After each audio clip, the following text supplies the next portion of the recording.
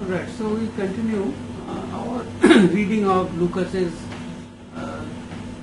The Ideology of Modernism. So Lukács has been talking about the potentialities and only some of these potentialities can be realized and can become real. His main thrust area is realism. So basically he is talking about realism in novel. The concrete potentiality cannot be isolated from the immediate abstract potentialities. Only actual decision reveals the distinction. So in real terms, one cannot distinguish between concrete potentiality and abstract potentiality, because all potentialities are in the mind. Only some of those would become real in the future, and therefore those potentialities which would become real, only they are called concrete potentialities. The others Lukács calls abstract potentialities. But until the potentiality becomes real, there is no way of knowing which one was the concrete potentiality. Only when it happens, only then one can say, so this potentiality was concrete and others were abstract.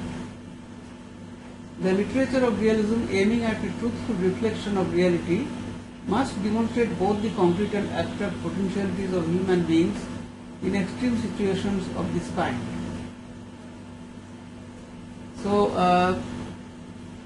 Lukács's definition of realism is not so narrow that it cannot include the abstract potentialities. So, all potentialities are considered by Lukács to be part of realism, even though they are in the mind, and therefore they should be reflected in literature. A character's concrete potentiality, once revealed, his abstract potentialities will appear essentially inauthentic. Moravia, for instance, in his novel The Indifferent Ones,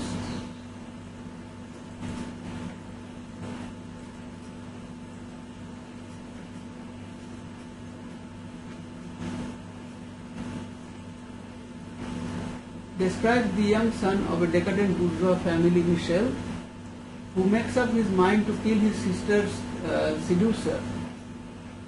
So here Lukács is alluding to a novel by Moravia, and these annotations or details about the text and authors described in the novel, they can be found in the notes that I sent you today, The Ideology of Modernism, notes on the ideology of modernism.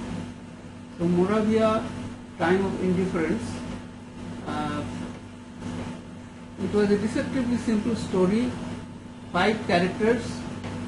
So let me see if I can also show you. I cannot show you this. So you may look at the file that I sent you today over WhatsApp. The novel The Time of Indifference was published in 1929. The place is Rome. The central figure is Michel, a young man in confused but furious rebellion against the emptiness of bourgeois life. His father is dead. His mother, Maria Grazia, desperately clings to her bored lover Leo. His sister has no hope of marriage or career and bleakly prepares to give herself to Leo as well. A frequent visitor is Leo's former love, Lisa, ostensibly Maria Grazia's friend, a woman who feels she is in the final late bloom before age destroys beauty. She longs to make Michel her lover, but he is bored and disgusted by her pretenses, her vanity, her desperation. All 5 are cast loose on the sea of modern life, obsessed with what they want, what they feel they are owed, the wrongs that have been done them, their loneliness. What Moravia destroys forever in this pitiless novel is the illusion that a world of ever-growing material comfort can ever feed the human soul. So you can see that here I have very briefly referred to this Moravia's novel, Moravia is an anti-fascist writer. 5 people, family members and lovers, are cast loose on the sea of modern life, obsessed with what they want, what they feel they are owed, the wrongs that have been done them, their loneliness. So, the emptiness of bourgeois life, that is the subject of this novel, and it is a criticism, one would say, of bourgeois life. It is also a realistic novel, but it throws up a number of possibilities. So Lucas comments, while Michel, having made his decision, is planning the murder, a large number of abstract but highly suggestive possibilities are laid before us. Unfortunately for Michel, the murder is actually carried out, and from the sordid details of the action, Michel's character emerges as what is representative of that background from which in subjective fantasy he had imagined he could escape. So this fantasy is also one possibility, but it does not become concrete. It is not materialized. He cannot escape from this bourgeois reality, which is very depressing and soulless. Abstract potentiality belongs wholly to the realm of subjectivity. So the purpose of introducing Moravia's novel is to explain that it is the subjectivity of the author which introduces, or perhaps the character, which introduces abstract potentiality. Whereas concrete potentiality is concerned with the dialectic between the individual subjectivity and objective reality. The literary presentation of the latter thus implies a description of actual persons inhabiting a palpable, identifiable world. Now this dialectic between subjectivity and objectivity is represented in a work which is a realistic work. However, Lucas says that the dialectic between individual subjectivity and objective reality is the feature only of concrete potentiality. But abstract potentiality is wholly in the realm of subjectivity. And therefore, even though in Moravia's novel a number of possibilities are there, but only the concrete potentiality finally comes out to be real in the novel, real in the sense of the novel. So, therefore, the author is able to present the world in which the characters inhabit, the identifiable world, solely in the interaction of character and environment. Only in the interaction of character and environment can the concrete potentiality of a particular individual be singled out from the bad infinity of purely abstract potentialities and emerge as the determining potentiality of just this individual at just this phase of development. So, Lucas introduces another phrase, bad infinity, from Hegel. And by this bad infinity, he refers to the great number of abstract potentialities in the life of the character in the novel. So let us go to the note on bad infinity. I have quoted from Slavoj Žižek's The Absolute Recoil towards a new foundation of dialectical materialism, where Zizek explains Hegel's phrase bad infinity. Hegel's point here, predictably, is that such a limitation leads to what he calls the bad or spurious infinity.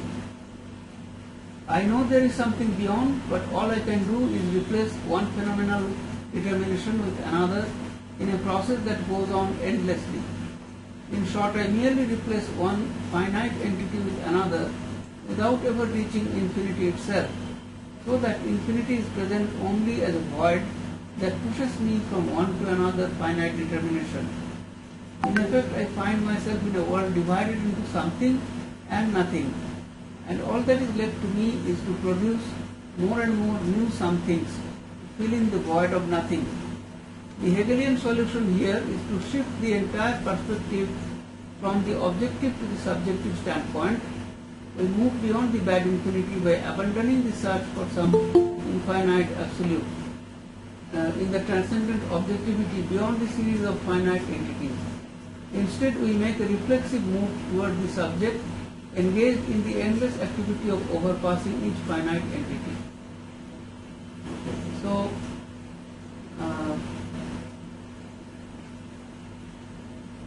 Zizek argues or tries to explain bad infinity in Hegel, where in our search for infinity we constantly propose one finite determination after another, and thus all these projections of a series of finite determinations, they are all called by Hegel bad infinity. So here Lukács says that only in the interaction of character and environment can the concrete potentiality be singled out from the bad infinity and purely abstract potentiality. So the emphasis is on interaction of character and environment. If there is no such interaction, then the character will be mired in a series of projections, finite projections that Hegel calls bad infinity. And the concrete potentiality cannot be found. This principle alone enables the artist to distinguish concrete potentiality from a myriad abstractions. So what is Lukács' basic argument here? His argument is that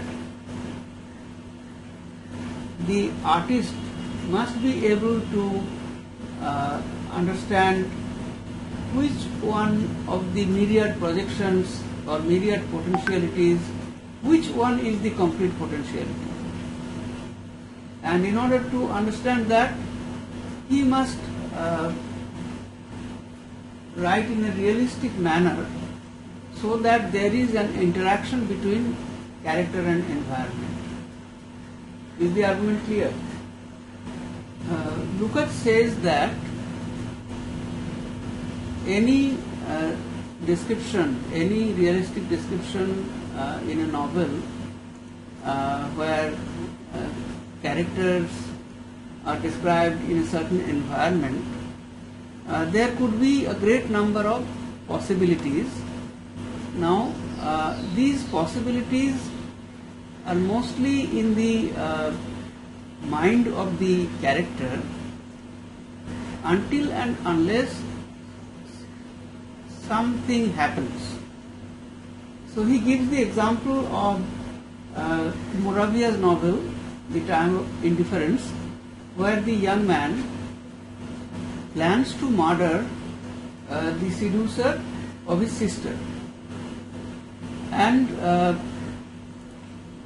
one possibility is that he will murder him, but there are other possibilities also which one can mentally conceive.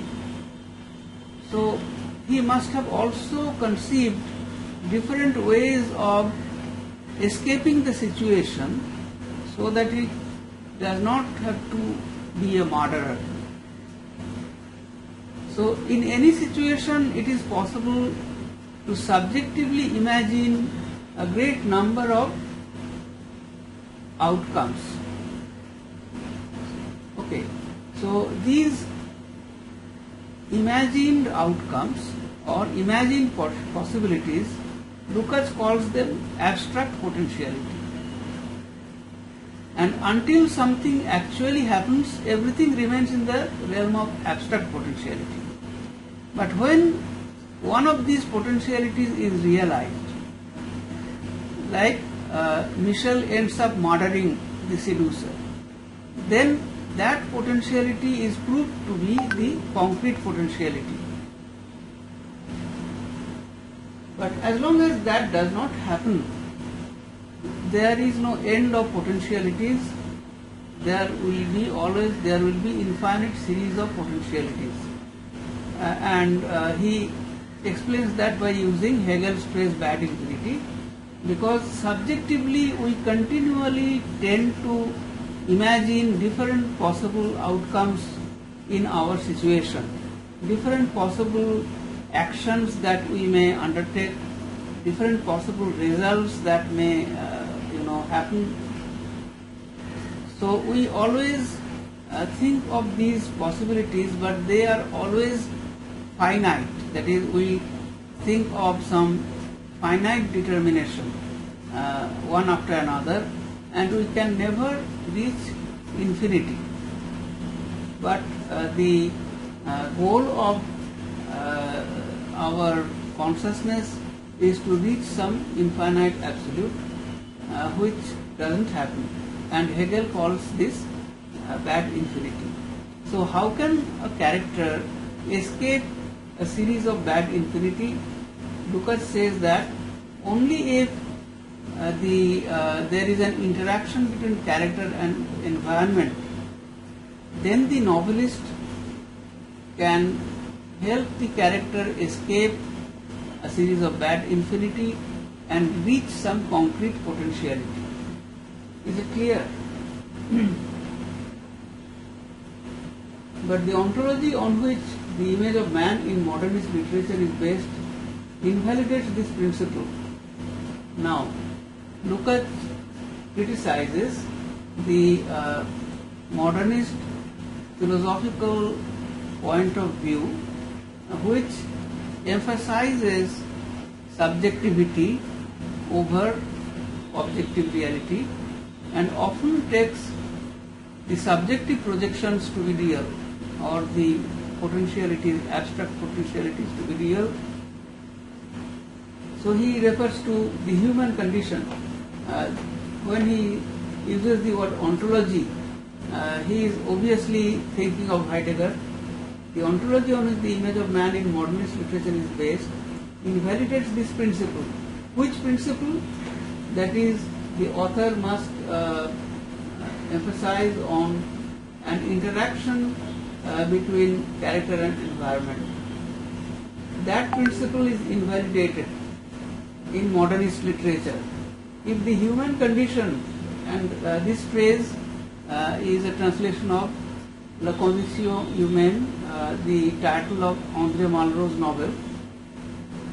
If the human condition, man as a solitary being incapable of meaningful relationships, is identified with reality itself, the distinction between abstract and concrete potentiality becomes null and void. So in modernist literature, the solitariness of man is defined as a reality. That man is solitary and is incapable of meaningful relationship. We find that in many modernist novels, Albert Camus, the Stranger, and so on. So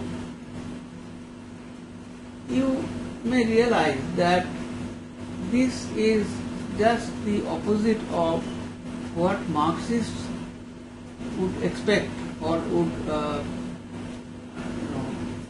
prescribe.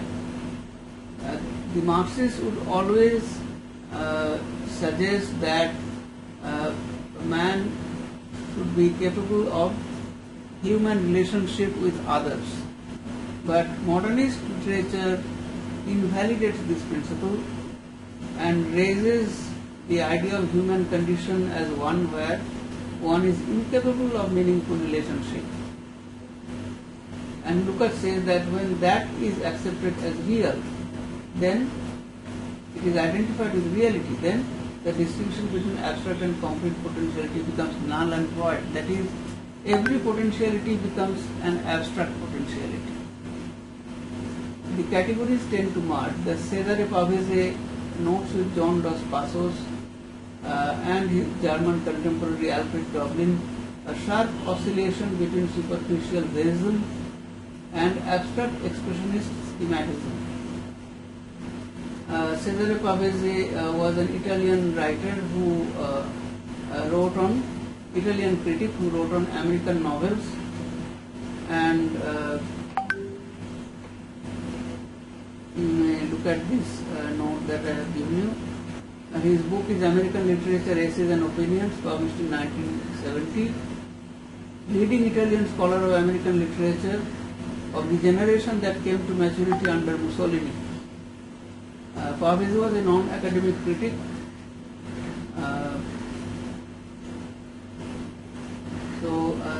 The literary movement here referred to here is Verismo, Italian for realism, from vero, which means true. Verismo was an Italian literary movement which peaked between approximately 1875 and the early 1900s. And then he speaks about John Dos Passos and Doblin, the German writer Alfred Doblin. His famous novel is Berlin Alexanderplatz, published in 1929. So Doblin is also a modernist German writer, though much less famous than Kafka, Mann or Brecht. So Pavese notes that there is a sharp oscillation between superficial verism and abstract expressionist schematism. Verism is a crudely realistic style. So what does it mean? Lukács means to say that in modernistic writings, as noted by the critic Cesare Pavese, there is an oscillation between superficial verism, that is, there is an attenuation of realism, and expressionism is of course a further attenuation of realism, and it emphasizes upon subjectivity of the artist and not on the objective reality. So Kafka or the painter Van Gogh, they can all be said to be expressionist writers. So I have given you a note on expressionism which will help you understand. It is a very detailed note, expressionism, and you can see that in Van Gogh, for example, the Starry Night, you cannot see it. The Starry Night, you may know the painting, or Munch's painting, the Screen. So these are examples of the subjectivity of the author or the artist, and the objective world or the objective reality is not particularly emphasized either in the painting or in the writings. So Lukács' point is that realism becomes more and more superficial, and often it yields to expressionism. Criticizing Dos Passos, Pavese writes that fictional characters ought to be created by deliberate selection and description of individual features, implying that Dos Passos' characterizations are transferable from one individual to another, which means that in Dos Passos there is not much of realism. He describes the artistic consequences by exalting man's subjectivity at the expense of the objective reality of the environment. Man's subjectivity itself is impoverished. So that is something that Lukács would also highly support, that Babbage's view that if objective reality is not highlighted and only subjectivity of a man or an individual is exalted, then that subjectivity also becomes impoverished. And Lukács says that this problem is ideological. This is not to say that ideology underlying modernist writings is identical in all cases.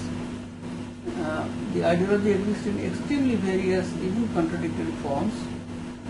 The rejection of narrative objectivity, the surrender to subjectivity, may take the form of Joyce's stream of consciousness or of Musil's active passivity, his existence without quality, or of Reid's axiom gratuit, where abstract potentiality achieves pseudo-realization.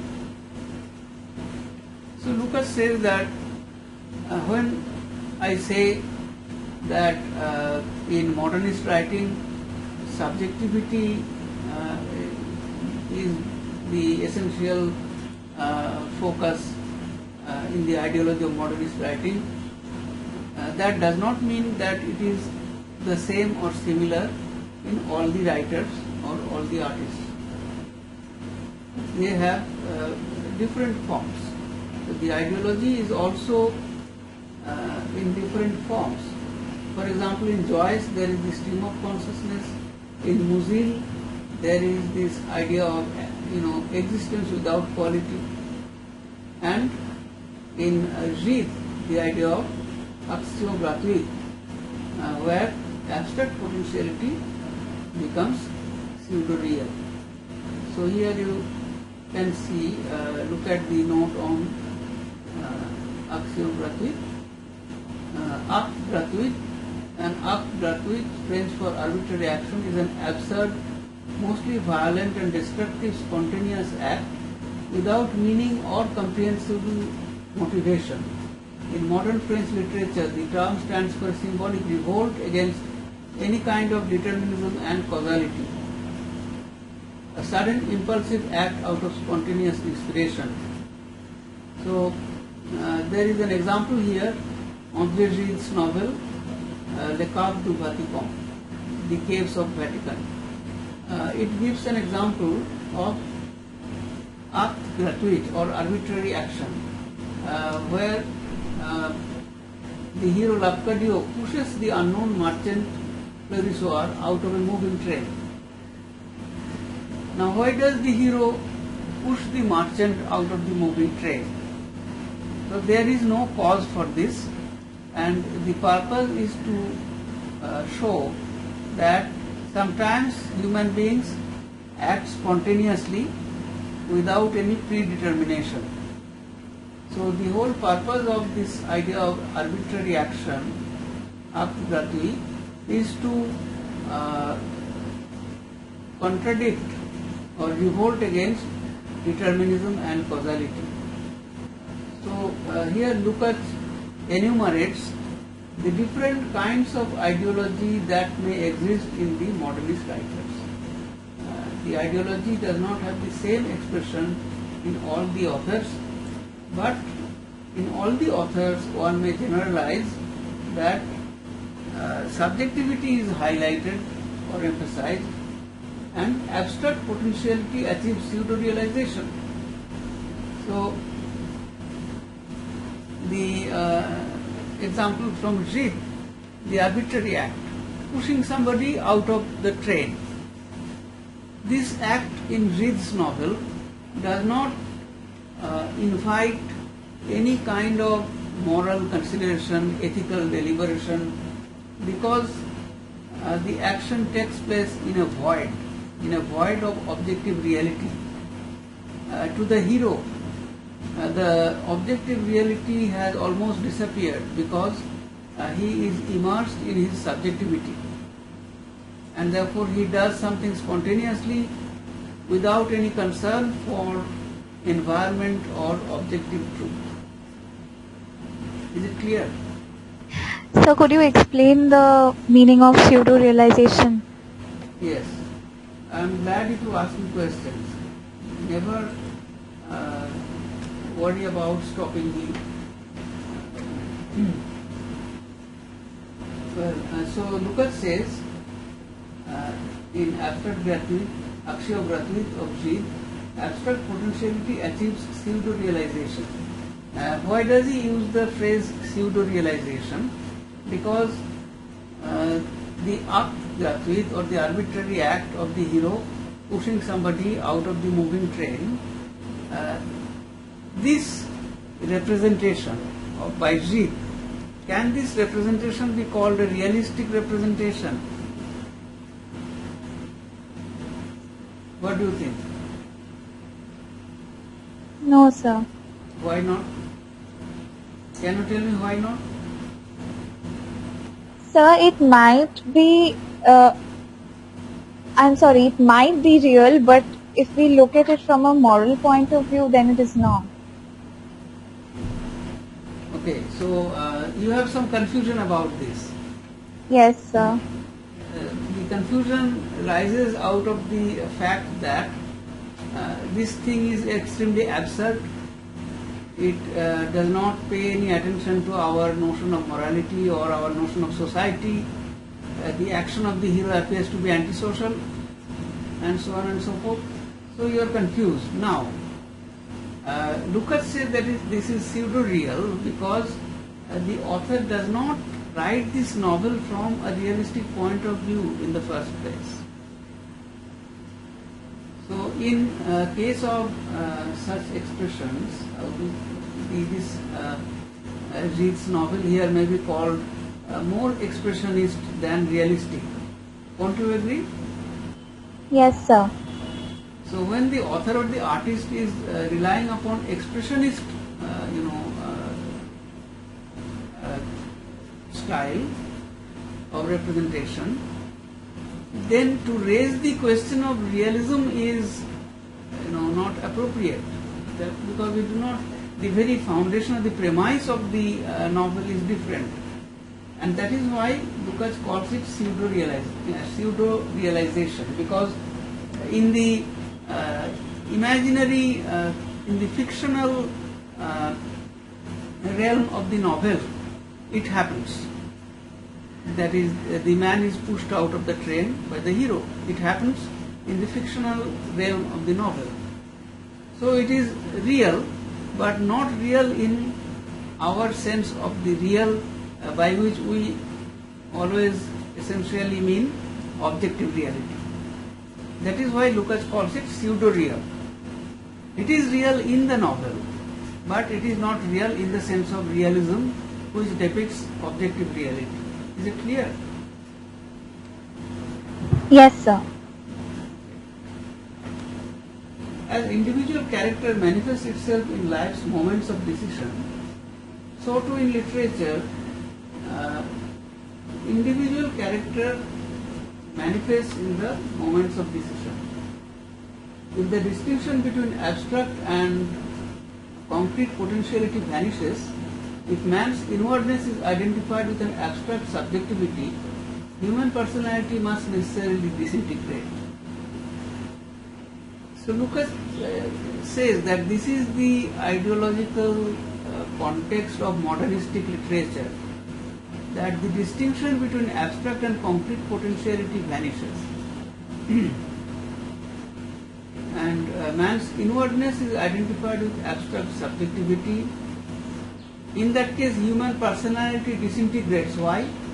Because human personality does not mean only subjectivity. Human personality also has a lot of objective features, like the man himself, his immediate family, his friends and relatives, his society, the period in which he is situated. All these objective features also constitute a man or defines a man. So a man does not mean only his subjectivity, and if that is imagined, that his inwardness is only his abstract subjectivity, then the personality disintegrates. And Lucas says that T.S. Eliot describes this in his poem Hollow Men.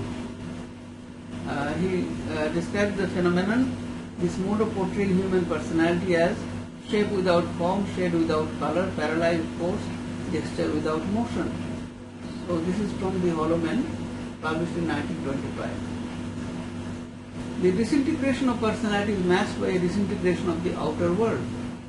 So not only that the human character is disintegrated, the human personality is disintegrated, but the world is also disintegrated. It is simply a further consequence of our argument. For the identification of abstract and concrete human potentiality based on the assumption that the objective world is inherently inexplicable. So if the objective world cannot be explained, then the assumption will be that everything is in the realm of abstract potentiality. So the underlying idea here is that the premise of realism, as Lucas understands the word realism philosophically, the premise of realism is that the objective reality of the world is accepted as meaningful. Not just accepted as meaningful. But in modernistic literature, Lucas says this premise is absent. On the other hand, it is replaced by the idea that the world is inexplicable and the abstract and concrete potentialities are identical. So concrete potentialities are those which actually happen in reality.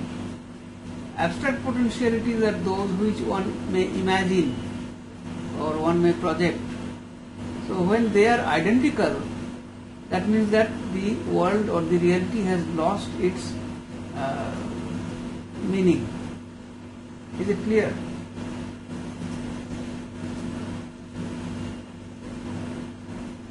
Sir, could you repeat this part once again? Yes. So Lucas is explaining the philosophical understanding of realism, or the ideology of realism, the understanding of realism, with the help of the notions of concrete potentiality and abstract potentiality. So only the concrete potentialities actually happen and become real. Therefore, reality is an assembly of all concrete potentialities. And there is a distinction between concrete potentiality and abstract potentiality. Concrete potentialities come out to be true in reality. Abstract potentialities are imagined events which do not happen. They are projected by the mind or the subjectivity. This distinction remains as long as we believe in the fact that reality is explicable. But according to Lucas, in modernistic ideology, reality becomes inexplicable, and therefore the distinction between abstract and concrete potentiality collapses, and the entire world is imagined as a series of abstract potentialities and immersed in subjectivity of man, and therefore it is not bound by causality or determinism. Okay, so I am approaching this idea from another angle. Those who believe in reality, like the materialists or say dialectical materialism, believes in reality, and it also believes in the idea that reality is controlled or directed by causality, which means determinism. That is, everything that happens can be explained by its causes. That is determinism. But if anything happens arbitrarily, of which the cause cannot be explained, then it is not determinism. In this view of the world, our reality is not determined by anything, it is arbitrary. So André calls it arbitrary action, acte gratuit. According to Lukács, Joyce uses stream of consciousness technique, looks at in great detail at things, real things in the world, but they are all projections of somebody's consciousness. Therefore, according to Lukács, this version of realism is not true realism. It is also a subjective expression. And then Kafka in his novels gives great details, realistic details, but that creates only a sense of nightmare, because Kafka does not accept the objective reality, or in his style of representation he does not follow realism. What he follows can be called at best expressionism, because this form of art is an expression of one's subjectivity. Therefore, the realistic details in that the realistic details are imagined by somebody's subjectivity. Therefore, they are not real. So there is the illusion of reality, and it is a nightmarish reality. Okay. So Lukács' point is that modernist writers, they rebel against determinism, against objectivity, and they eschew realism, and more tend towards expressionism. And therefore, in their writings, concrete potentiality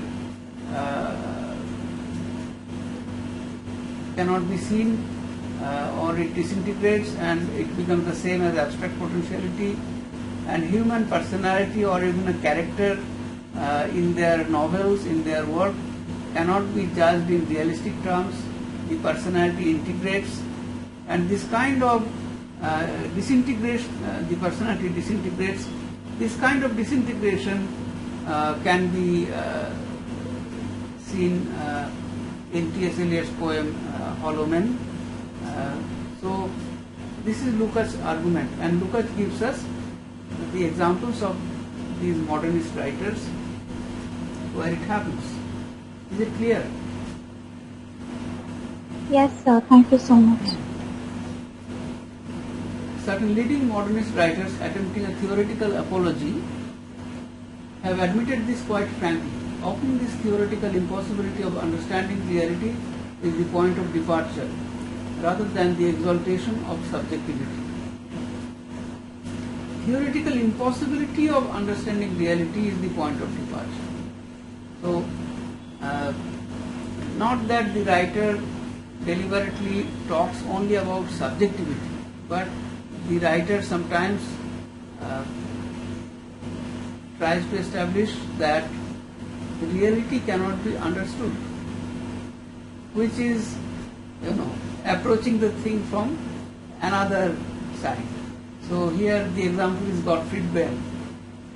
The connection between the two is plain. The German poet Gottfried Benn informs us that there is no outer reality, there is only human consciousness constantly building, modifying, rebuilding new worlds out of its own creativity. So, Gottfried Benn does not believe in any outer reality, but only human consciousness, and the world is built by the creativity of the human consciousness. So you may imagine that this is an extreme explanation of our existence, where the entire objectivity of reality is denied, and whole of it is understood by the human consciousness as it appears in the human consciousness. Musil gives a moral twist to this line of thought. Ulrich, the hero of his The Man Without Qualities, when asked what you would do if you were in God's place, replies, I should be compelled to abolish reality. So what is the link between Gottfried Benn and Musil? That they both deny objective reality, and the whole reality appears to them through consciousness or through subjectivity.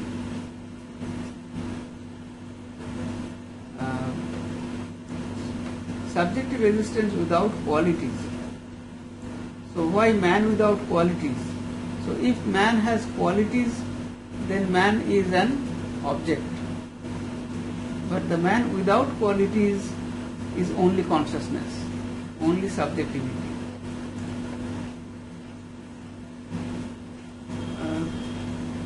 It is the complement of the negation of outward reality. The negation of outward reality is not always demanded with such theoretical rigor, but it is present in almost all modernist literature. Okay, so I will continue, but I will quickly make myself a cup of tea. Will you allow that?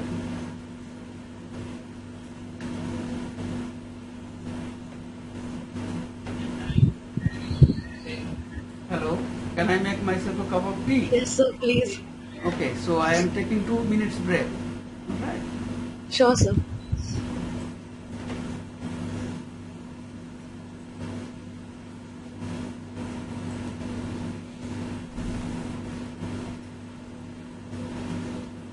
Okay, so Lukács talks about the negation of outward reality, and it is present in almost all modernist literature. Musil once said that between 1912 and 1914,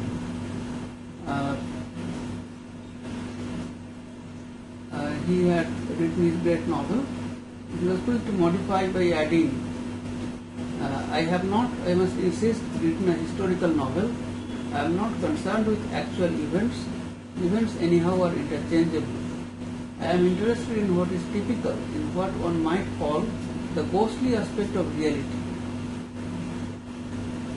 So, this worldview of Musil, where he says that in his work, history is not significant, events are not significant, and he does not even look at events as actual events, because to him they appear to be interchangeable.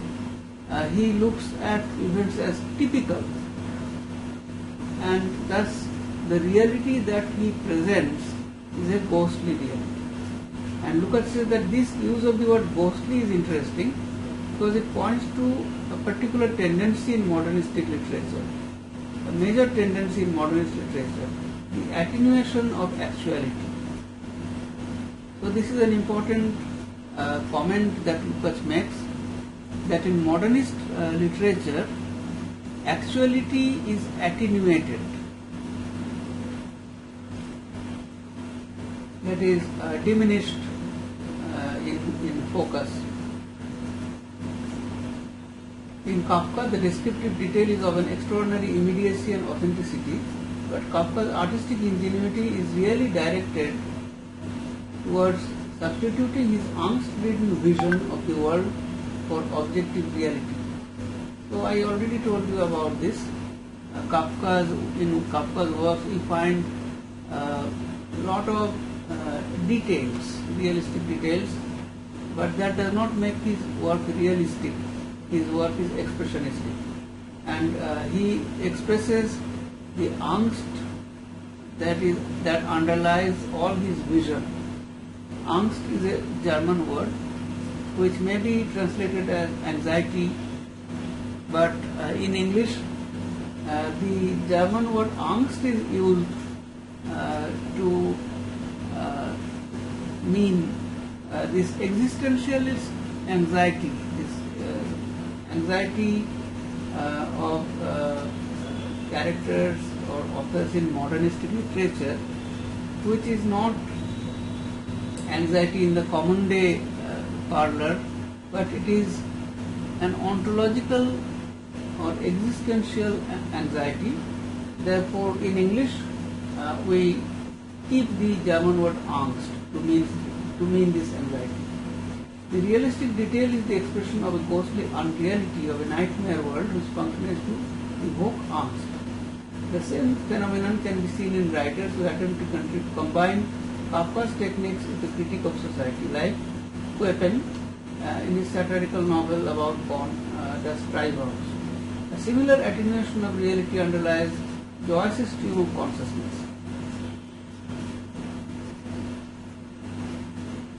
That also explained.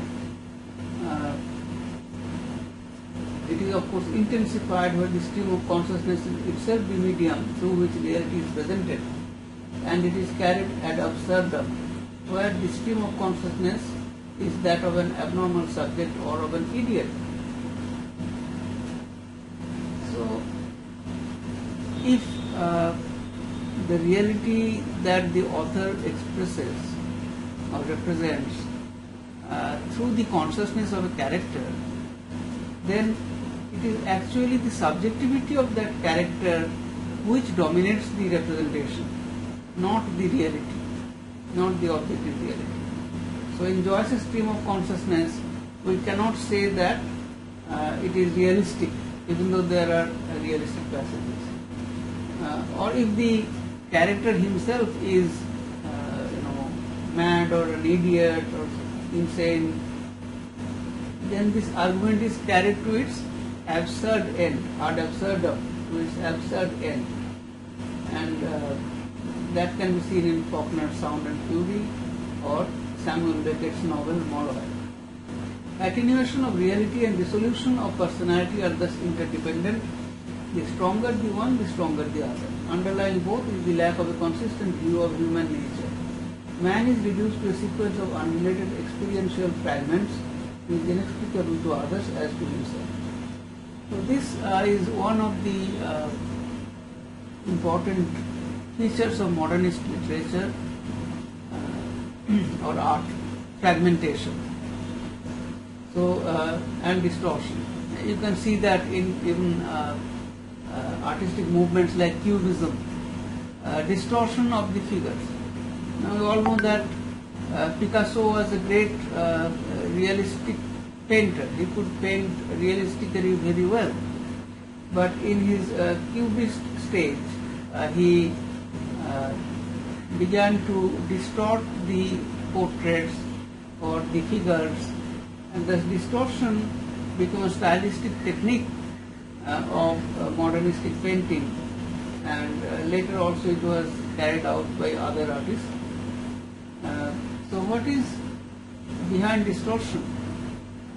It is first of all an attempt to express the subjectivity of the painter.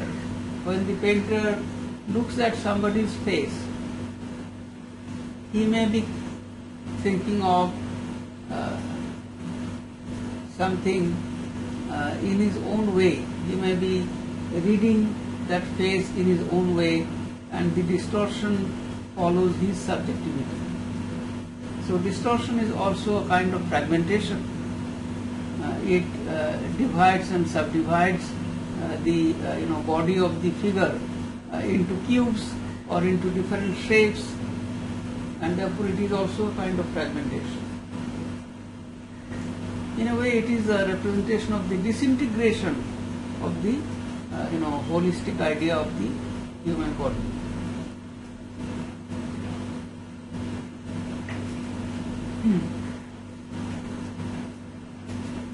In Eliot's Cocktail Party, the psychiatrist who voices the opinions of the author describes the phenomenon. But we die to each other daily. What we know of other people is only our memory of the moments during which we knew them, and they have changed since then. To pretend that they and we are the same is a useful and convenient social convention which must sometimes be broken. We must also remember that at every meeting we are meeting a stranger. So this is the modernist outlook, that nothing remains the same. People do not remain the same. So the idea that we meet the same person every time is only an assumption, a convenient assumption. Now, even science supports this idea, because as we know that our cells die and new cells are born. So when we look at somebody over time, we are not looking at the same person. The person is made of new cells or different cells. Psychologically also the person changes. Therefore, how can we pinpoint the identity of a person? It is, as we can see, attached with time. So, the moments when we recognize the person, when later we think of that person, we are actually thinking of the memory of the moment when we recognize the person. So, Lucas gives this example from Eliot of the dissolution of personality.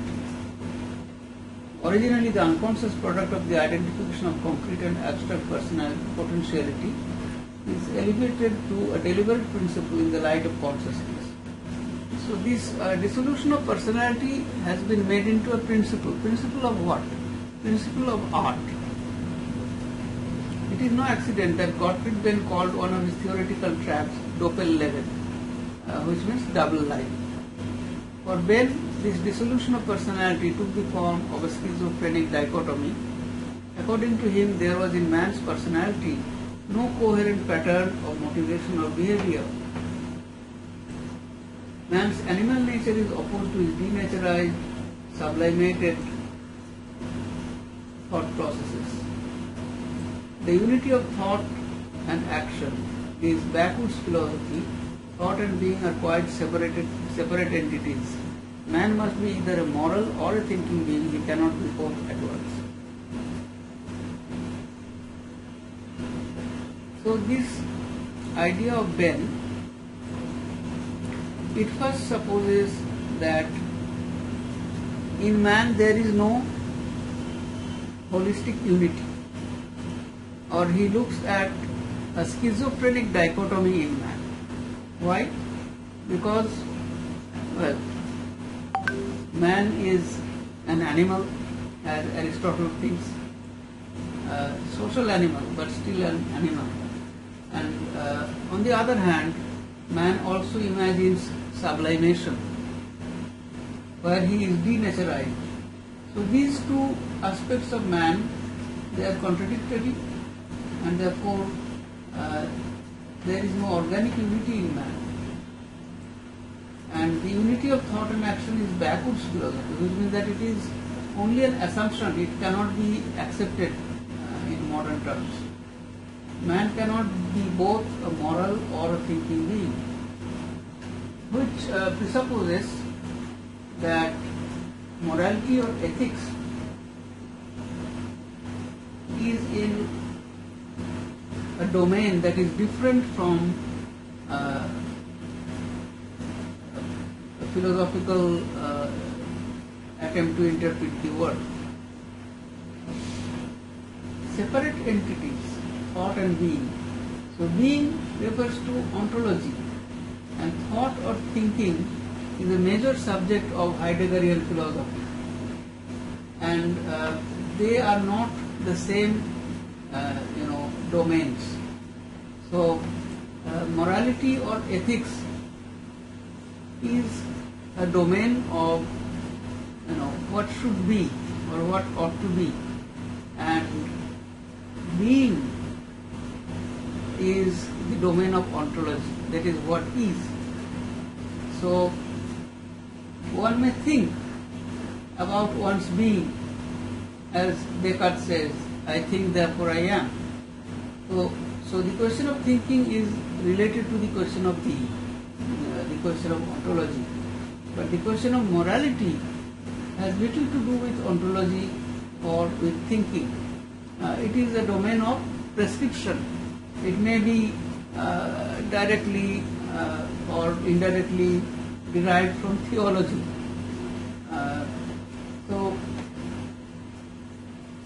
Musil, of course, is exaggerating the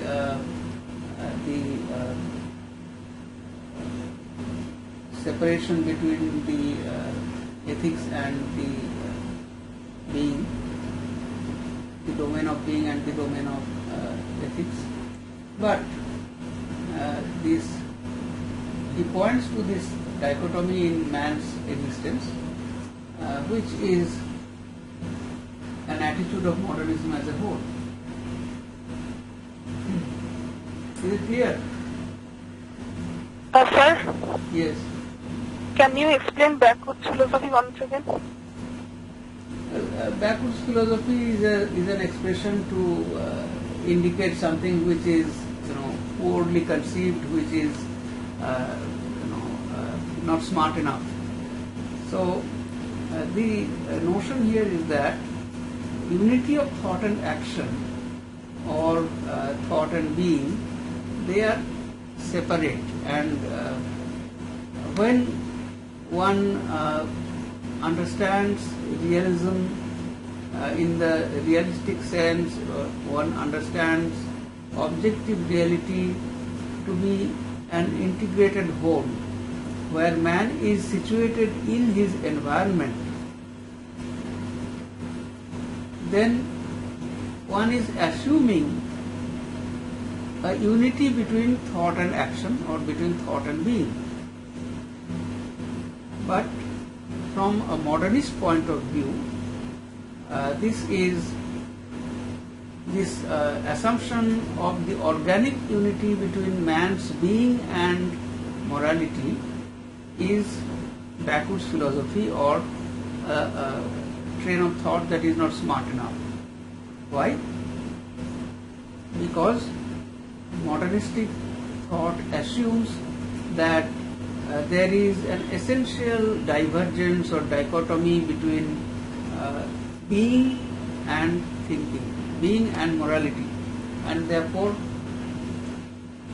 these two, as has been assumed in realism, that these two are integrated, and therefore we find a meaning in the world, we find an organic personality in a human being. These assumptions are declared to be false from the modernistic point of view. Therefore, modernistic writers, they do not imagine a character or a personality as a whole personality, or they do not imagine that the world has an objective reality that is meaningful. Is it clear? Yes, sir. Okay. So you see that Lukács' criticism of modernism or modernist writers is based upon his analysis of ideology, and the very title of the essay is The Ideology of Modernism, and ideology constitutes philosophy and any kind of thought which presents itself as true. That is ideology. By definition, according to Marxist definition, all ideology is false. But ideology is behind the understanding of any point of view. So the ideology of modernist point of view, what is this ideology? This ideology depends upon a philosophy which denies the idea that the world has a particular meaning, that human beings are organic wholes, that their personalities are organic wholes. And since when this denial has come into existence, or since when this gap between meaningful world and human subjectivity has appeared. So Lukács now takes up the history of philosophy to trace this, and he speaks about Kierkegaard. These are not, I think, purely private eccentric speculations. They are derived from Bain's specific experience, but there is an inner connection between these ideas and a certain tradition of bourgeois thought. It is more than 100 years since Kierkegaard first attacked the Hegelian view that the inner and outer world form an objective dialectical unity, that they are indissolubly married in spite of their apparent opposition. So, this Hegelian view, which is so heavily dependent upon dialectics and believes in the unity between inner and the outer world. This Hegelian view has been challenged by Kierkegaard, the Danish philosopher. This philosophy had a remarkable popularity after the Second World War, proved that even the most abstruse theories may reflect social reality. Men like Martin Heidegger, Ernest Jünger, the lawyer Carl Schmitt, Gottfried Benn, and others passionately embrace this doctrine of the eternal incognito, which implies that a man's external deeds are no guide to his motives. So, if we follow Kierkegaard's philosophy, then we do not believe in the unity between inner and outer reality, inner and outer world. Kierkegaard denies such unity. According to him, the individual exists with an opaque, impenetrable incognito. Therefore, the individual, from Kierkegaard's point of view, becomes mysterious because we do not understand him. We do not understand his consciousness.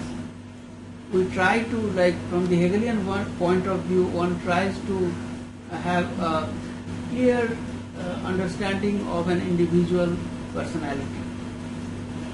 Because the Hegelian point of view believes in a unity between the inner world and the outer world. But Kierkegaard says that there is no such unity. Therefore, the individual's world is impenetrable. It is an incognito which cannot be seen, cannot be known by others. And according to Lukács, these philosophers, Heidegger, Jünger, Carl Schmitt, they all embrace this doctrine of the eternal incognito. Now, you may see that some of these philosophers also happen to support fascism, like Heidegger and Carl Schmitt, even Gottfried Benn to some extent. But we will see that there is another argument, very interesting. The argument is that if we cannot understand the motive of an individual, the motive of the actions of an individual, and the individual is an incognito, impenetrable, which cannot be known, then perhaps Heidegger, Carl Schmitt, then perhaps they were also appearing to the world as something, but in actuality they were something else. So why not? Why shouldn't we understand them also as incognito? That is something that cannot be penetrated, cannot be known. So this philosophy of the eternal incognito that actually rules out any superficial interpretation of anybody or anybody's point of view. In this case, the deeds obscured behind the mysterious incognito were, needless to say, these intellectuals' participation in Nazism. Heidegger, as rector of Freiburg University, had glorified Hitler, Caesar of power, at his inauguration. Carl Schmitt had put his great legal gifts at Hitler's disposal. The facts were too well known to be simply denied. But if this impenetrable incognito were the true condition, men might not conceal within their incognito Heidegger or Schmidt have been secret opponents of Hitler all the time, only supporting him in the world of appearances.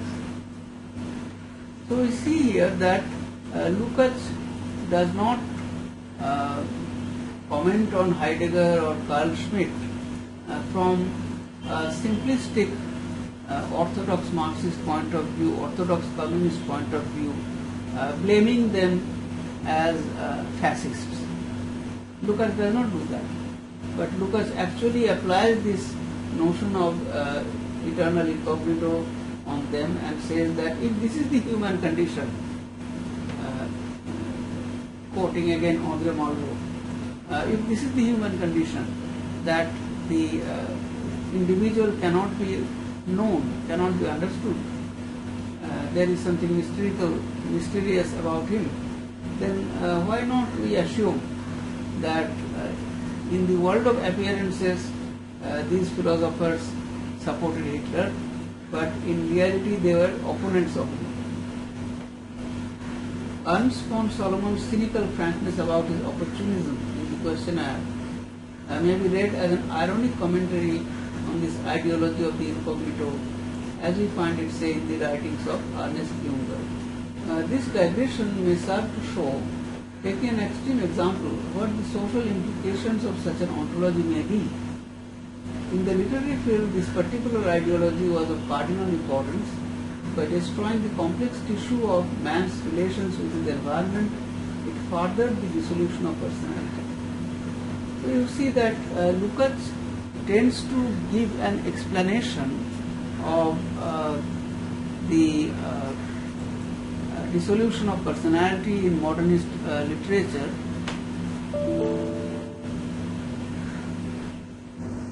So, can you all hear me? Yes, sir. Yes, sir. Okay.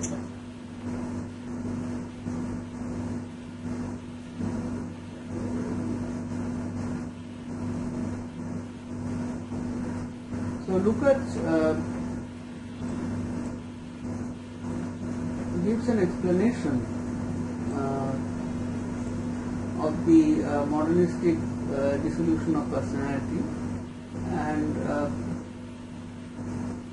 he bases this explanation on the development of one kind of bourgeois philosophy, the kind of Kierkegaard and followed by Heidegger and others, and says that this philosophy has a great implication for literature because it destroys the complex tissue of man's relations with his environment and furthers the dissolution of personality.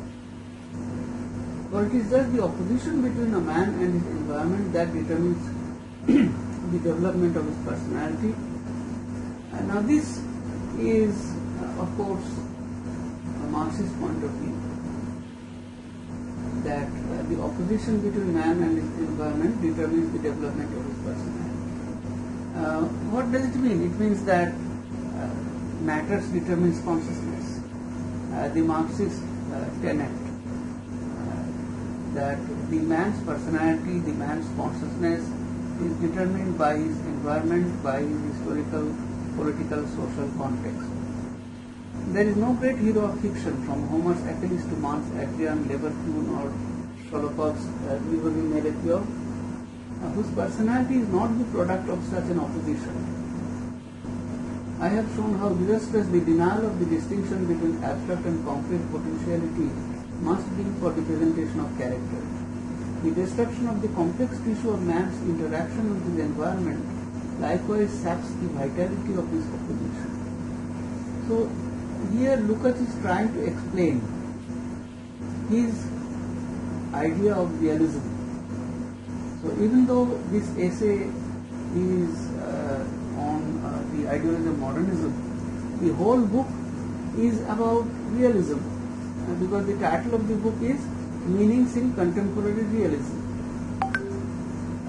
The whole book is on modern novelists vis-a-vis realism. So which novelists are realist, which novelists are not, how the meaning of realism has undergone a change in modern times. Lukács compares modern novelists with the 19th century realist novelists. So the whole book is on realism, and here he says that his idea of realism is actually based upon the distinction between concrete and abstract potentiality and the idea of human personality, which is a complex tissue of man's interaction with his environment. So if any of these is destroyed or denied, then it destroys realism also. Certainly some writers who adhere to this ideology have attempted, not unsuccessfully, to portray this opposition in concrete terms, but the underlying ideology deprives these contradictions of their dynamic developmental significance. So what does he say here? He says here that even some modernist writers have tried to represent the conflict between the two worldviews, the two notions of realism, but they have not been successful because of the contradiction of the static nature of the art of the modernists, as like Joyce and Kafka, as opposed to the dynamic developmental art of Thomas Mann. So when Lukács looks at the modernist writers, even among them he distinguishes between the techniques or the representations of people like Thomas Mann, who, even though use some modernist techniques like stream of consciousness, even then he belongs to the mainstream tradition of realism of the 19th century, whereas people like James Joyce, their art is static, as he has described earlier. So he makes this distinction between dynamic developmental art and static art. The contradictions coexist unresolved, contributing to the further dissolution of personality interest. Robert Musil was conscious of the implications of his method. Of his hero Ulrich, he remarked, "One is faced with a simple choice. Either one must run with the pack, when in Rome do as the Romans do, or one becomes a neurotic." So what does Musil mean? So run with the pack means that you just neglect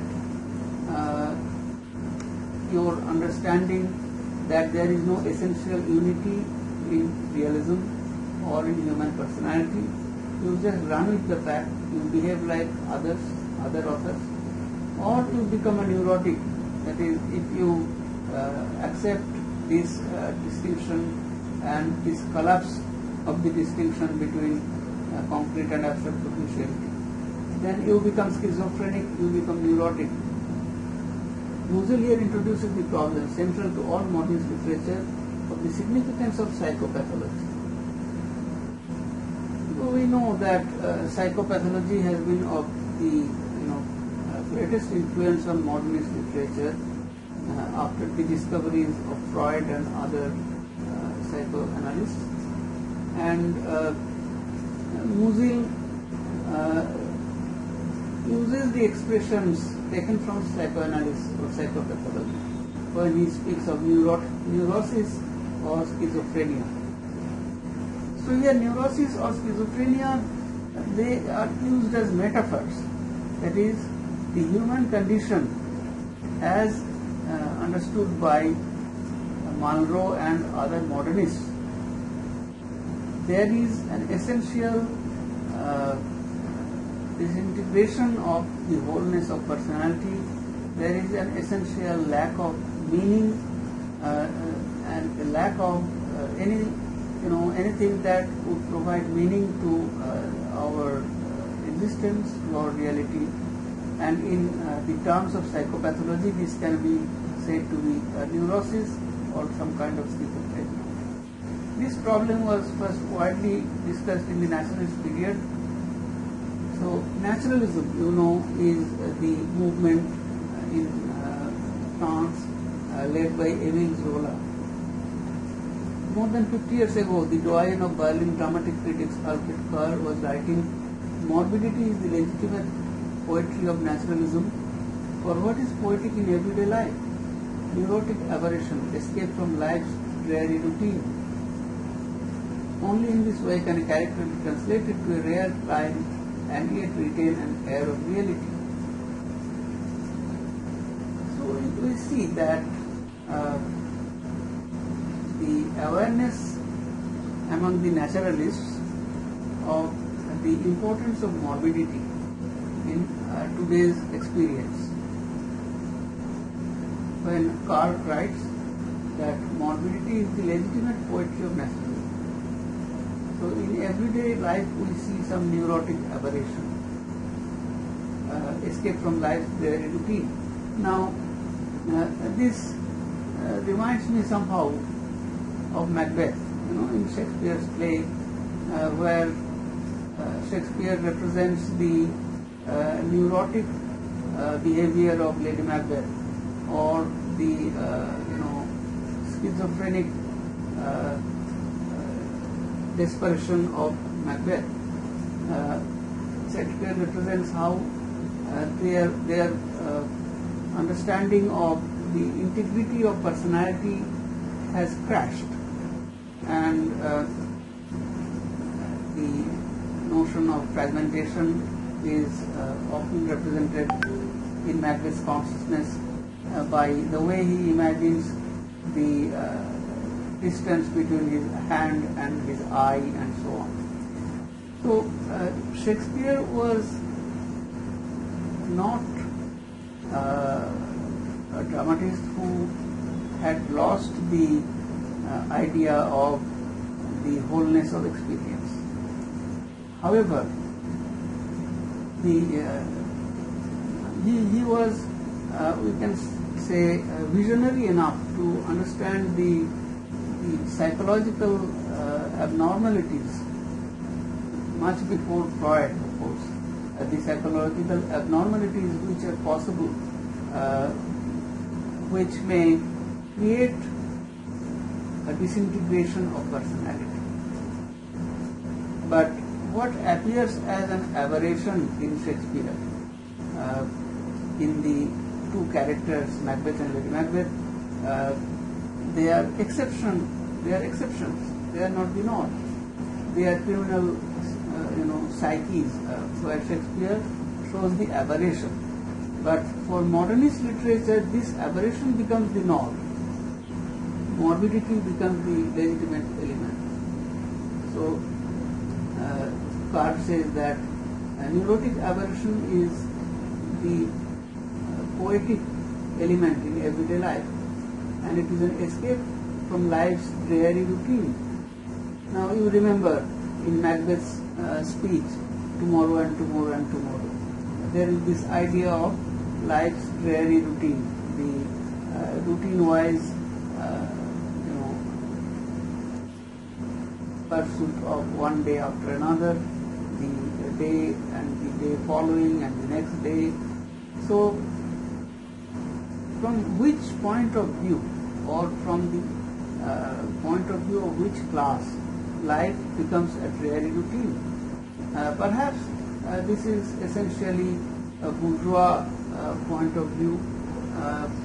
At least from the Marxist point of view, one would say that it is in the bourgeois life, it is in the life where everything becomes mechanical, everything becomes, soulless, that life becomes a dreary routine. Only in this way can a character be translated to a rarer clime and retain an air of reality. So the very meaning of reality has changed for a modernist critic like Alfred Kerr, where reality means morbidity. Interesting here is the notion that the poetic necessity of the pathological derives from the prosaic quality of life under capitalism. So as I was telling you, that Lukács will not be very far from identifying this kind of morbidity and dreariness with capitalism. I would maintain, we shall return to this point, that in modern writing there is a continuity from naturalism to the modernism of our day.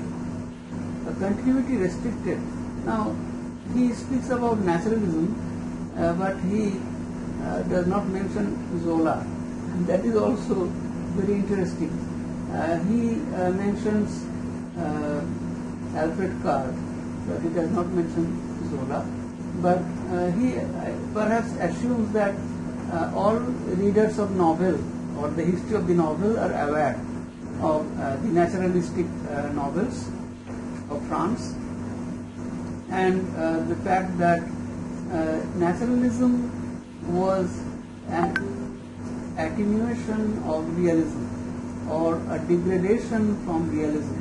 Naturalism also followed the technique of realism, but it gave us the details like photographic reality. It gave us details. Many of the details would include morbidity, which were earlier not accepted as literary enough to be included in writing, in literary representation. Zola and others, naturalist writers, they included morbid things or vulgar things in their representation. So it was a fall from the ideals of realism. And there is a natural continuation from naturalism to modernism. It is restricted to underlying ideological principles. What at first was no more than dim anticipation of approaching catastrophe developed after 1914 into an all-pervading obsession. So 1914, after the World War, so the notion of the psychopathology, the morbid, began to take the prime place in our understanding of reality. And I would suggest that the ever-increasing part played by psychopathology was one of the main features of the continuity.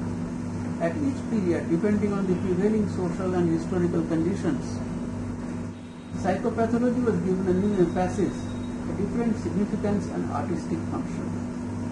Karr's description suggests that in naturalism, the interest in psychopathology sprang from an aesthetic need. It was an attempt to escape from the dreariness of life under capitalism. So, what is the need of looking at or giving prior place to psychopathology? Lukács says that perhaps it is a need to escape, an attempt to escape from the dreariness of life under capitalism. The quotation from Musil shows that some years later, the opposition acquired a moral slant. The obsession with morbidity had ceased to have merely decorative function, bringing color into the greyness of reality and become a moral protest against capitalism. So obsession with morbidity becomes a moral achievement, one may say, or a marker of morality. Why? Because it is seen as a protest against capitalism. With Musil and with many other modernist writers, psychopathology became the goal, the terminus ad quem of their artistic intention. But there is a double difficulty inherent in their intention, which follows from its underlying ideology. There is first a lack of definition. The protest expressed by this flight into psychopathology is an abstract gesture.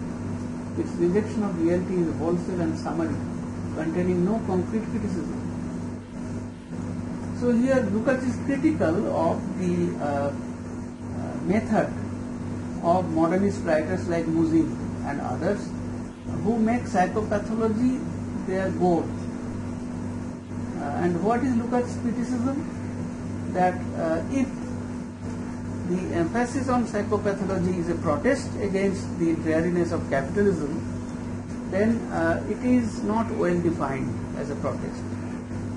It is an abstract gesture. Its rejection of reality is wholesale and summary.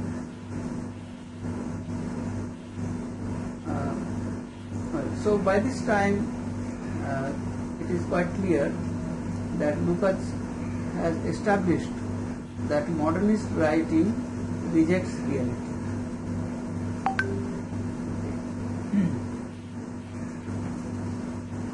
It is just a moreover that is destined to lead nowhere. It is an escape into nothingness. So we remember Zizek's explanation of the bad infinity, that one is compelled to invent something to replace the void. So constant invention of something finite to avoid the infinite void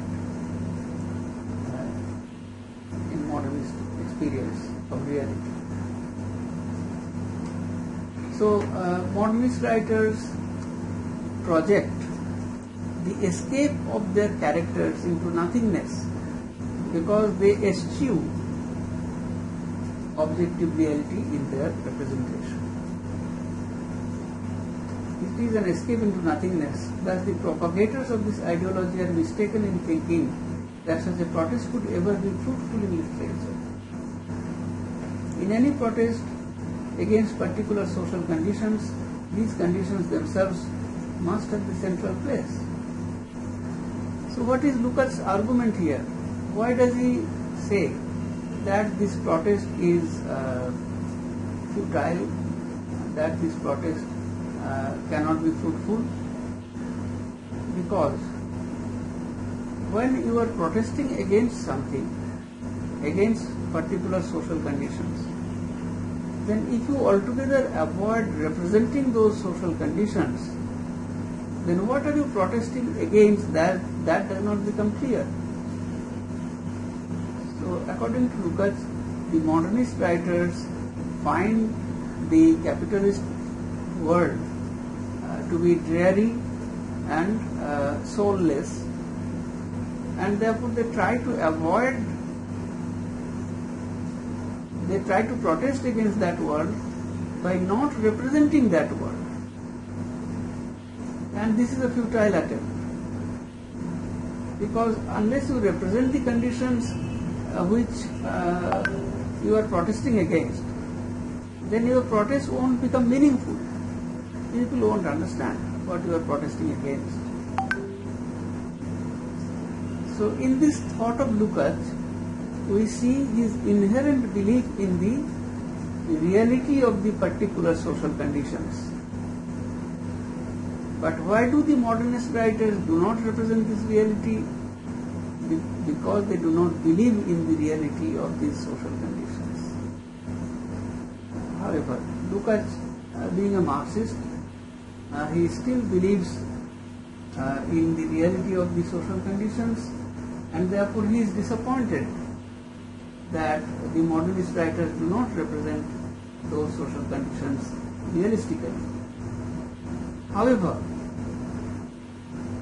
he does not call modernist literature as decadent, a term which means that there is a decay in literature. He calls this writing significantly a protest of some form, and therefore he believes the modernist literature to be kind of protest, to be progressive, but in a limited way. In a limited way because it does not believe in realism, it does not depict the social conditions inherent in this modernity.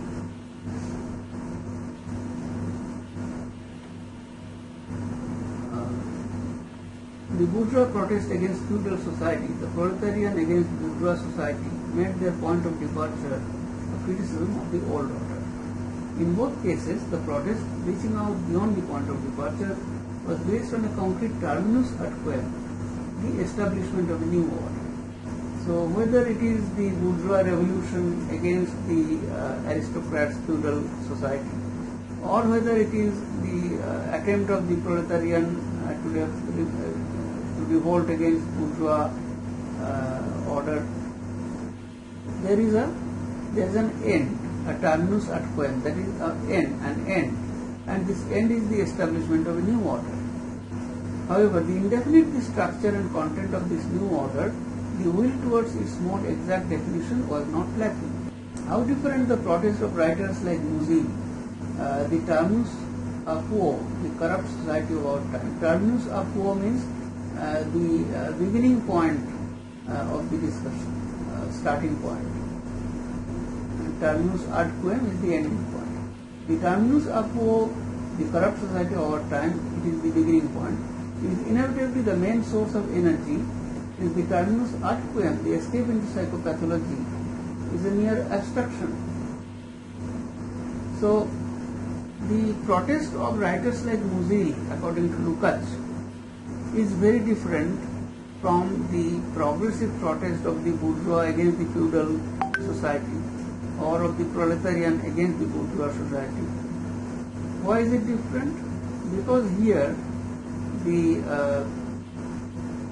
starting point, that is the corrupt society, is the only source of energy, because the ending point, that is escape into psychopathology, is only abstraction and immersed in subjectivity. Which means that Lukács' point here is that modernist writers do not present a proper terminus ad quem, or the end of establishing a new order. The modernist writers cannot imagine or cannot present this new order in any conceivable way. The rejection of modern reality is purely subjective. Considered in terms of man's relation with his environment, it lacks both content and direction. So this is his accusation or charge against modernist writing, that it denies man's relation with his environment and lacks content and direction. And this lack is exaggerated still further by the character of the terminus ad quem, for the protest is an empty gesture expressing nausea or discomfort. You only have to think of Sartre's novel, The Nausea, where Sartre represents an existential nausea where there is no ultimate meaning in this world. So modernist writing is a gesture, empty gesture, because it presents nausea, discomfort or longing. Its content, or rather lack of content, derives from the fact that such a view of life cannot impact a sense of direction. These writers are not wholly wrong in believing that psychopathology is their surest refuge. It is the ideological complement of their historical position. So Lukács is not being satiristic here. He is not being ironical here when he says that the only refuge of the modernist writers is psychopathology. But he means to say that it is because of their ideology, because their ideology lacks content and direction. Therefore, historically, it is quite probable that it is the psychopathological state of disorder which is their only refuge. It is the complement of their ideology. Is it clear?